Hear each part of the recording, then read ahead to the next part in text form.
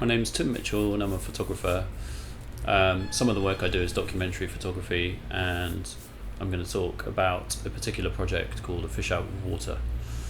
It was a 2-year project involving time-lapse and stills, looking at an attempt to break a large MOD ship in Bootle in Liverpool in the UK.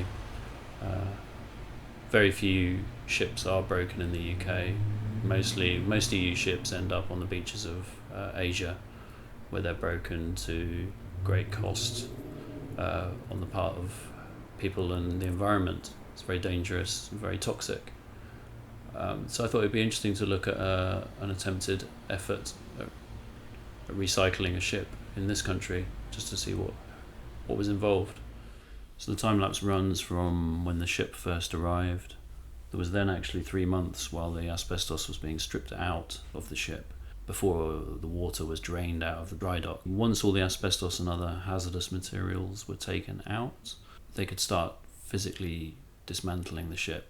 And this requires a lot of force. So these industrial snips that just literally snip away at the ship, getting rid of it and separating out all the materials and sending it off for recycling. Something like 97% of the ship was recycled.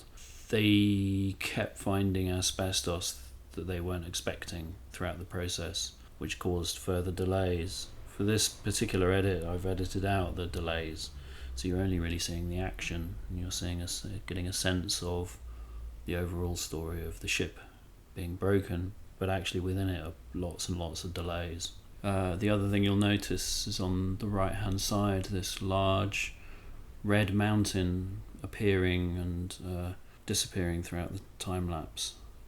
This is the ground up steel from the ship building up in stock while recycled steel prices are low on the international market, and then it disappears or goes down when the price goes up. So it's almost like a little graph of the going price of recycled steel on the international market at any one time.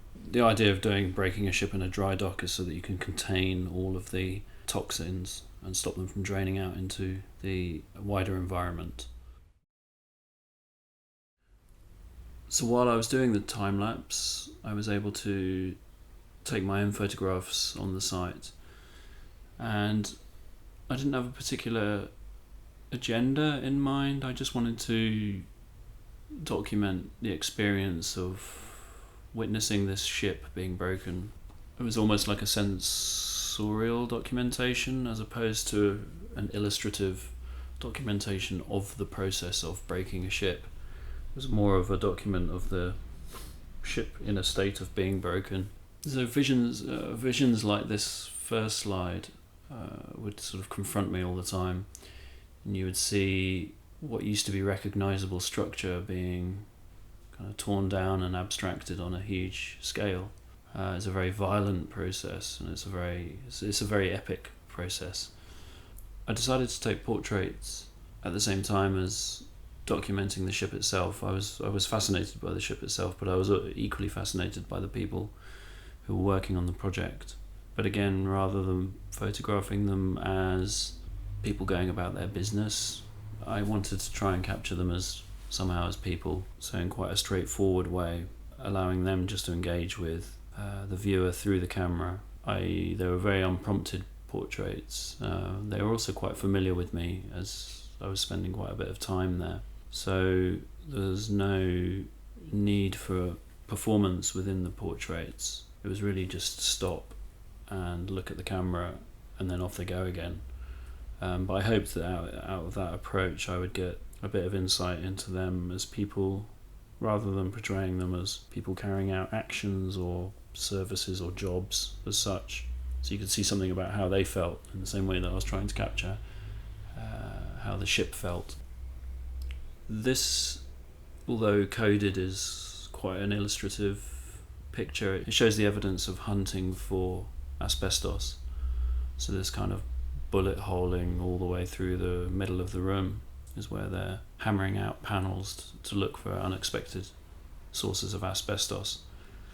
And it's the asbestos that makes this whole shipbreaking process really, really difficult. Not only are you dealing with a lot of steel that doesn't want to come apart, but you're dealing with an unknown quantity of hazards.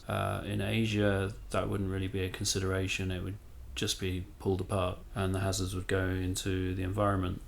In the UK, the Environment Agency and various other bodies are not going to allow that. So it becomes economically very expensive to pull apart as a result. Again, with this one, it's another very straight portrait. I like to think that maybe there's a slight sense of accusation on the part of the person who's doing our dirty work, the person who's having to pull apart our ship, who's having to deal with the sort of consequences of our empire. But in the background you have some of the work being carried out, this sort of oxyacetylene cutting of the ship itself. So not only were the machines biting away at the ship, pulling it apart, but there were men with oxyacetylene torches cutting the ship apart, which is again a very sort of dangerous jigsaw puzzle to deal with. Shows some of the detritus from within the ship's working life around the floor. I don't think those are playing cards lying at the bottom, but I like to think that they are.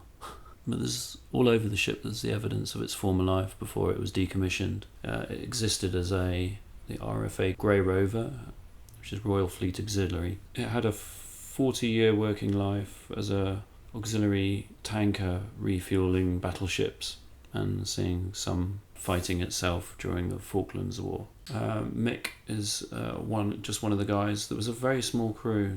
He was just one of the guys of about a corps of about 6 or 8 who were cutting the ship up, and he was getting his training on the job. Most of them were getting a certain amount of training on the job because there is no shipbreaking to speak of in this country.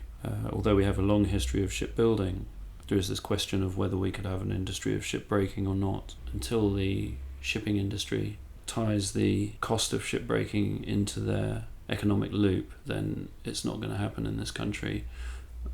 There's loopholes in the current law that allow ships to be sold out of EU ownership, and then that's what facilitates them being sent to Asia to be broken. So I saw this as a model for a change of practice, as did the company who were trying to do it, but they really struggle to do it profitably.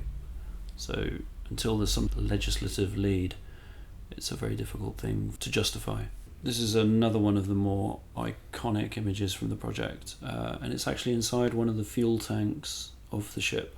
I had very little time within which to get this photograph because within an hour or two there was going to be holes or sections cut out of the tank itself, so the light would just come pouring in.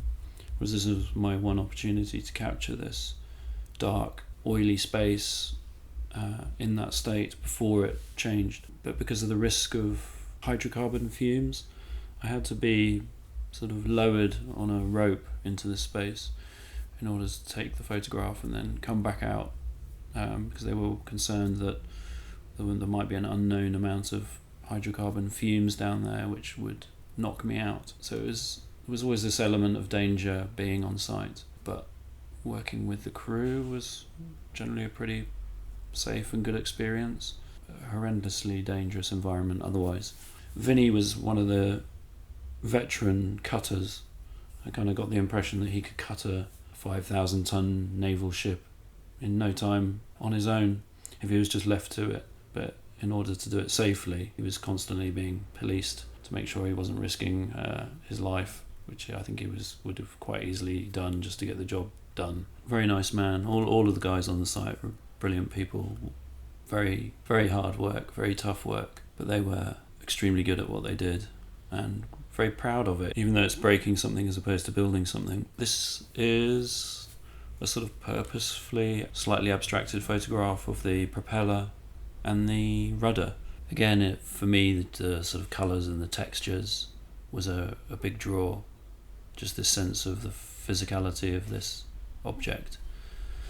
I subsequently found out that 3 people died during the construction of this ship when the propeller fell off during the construction, killing 3 men. I've shown this work up in Sunderland, and during that time I managed to track down someone who worked on the construction of the ship 40 years ago. So I'm going up to interview them soon, I hope. Again, another one of the extremely hard-working breaking crew. It's a bit different to all the other portraits in the sense that you get a sense of what he does, and it's an environmental portrait. I've pictured him in place. They got through a lot of kit, burning and cutting this ship. Very smoky, dusty place to work. So kit would very quickly become burnt and charred and quite old looking, even if it was only been purchased within the time of the job. This is the funnels of the ship, and as part of the demolition process they'd sort of cut holes and slices through, in this instance through the whole network of funnels, in order to just then take off the whole chimney pot off the top of the ship. So inside there was this very sort of abstract scene of cutting through all this solid metal structure. One of the things about this, witnessing this process going on, this cutting of metal all the way through, was that it reminded me of an artist's work called Gordon Matter Clark, who spent his career cutting up buildings in very aggressive and abstract ways, just to sort of shatter our illusion of structure being permanent, which was very much what was happening with this process. So this is Mike, who was the boss of the job, if you like, the foreman. Did a very good job of working with a tough crew. Extremely interesting man to work with, and was very kind to let me on site and work with me. I think I was somewhat of a novelty for people to have on site, but they were pretty good at tolerating me while I was there. So this is the one image that wasn't taken on the ship. This is basically him in the porter cabin, dealing with the logistics of breaking the ship and dealing with an increasing timescale. It ended up taking nearly 4 times as long as it should. So not an easy job for him to do. A finishing image where the ship has been completely reduced to a rubble or to a landscape. You can now see the base of the dry dock, and you're not really looking at anything that's recognisable as a ship anymore. Quite a few of these images make really good large prints because there's so much detail in them. This was actually quite a huge pile. I took the photograph from maybe 20-25 feet up in the air, so it's probably a sort of about a 30-foot pile of steel, and that was just one little corner of the ship represented there. It's a very difficult thing to photograph in entirety and yet still take interesting photographs. So that's one good thing about the time-lapse, is that it allowed the images to focus in more on detail, and the time-lapse complemented it as a way of showing the job in a way that the photographs couldn't. The last thing to say about the project is that as I took the photographs, I became knowledgeable about this international issue of shipbreaking. So I've become politicised on the subject. It wasn't my initial intention, but I think it's quite good to come to a project in a naive state and then to learn while you document it. And now I have a bit more of an active interest in the politics behind this issue.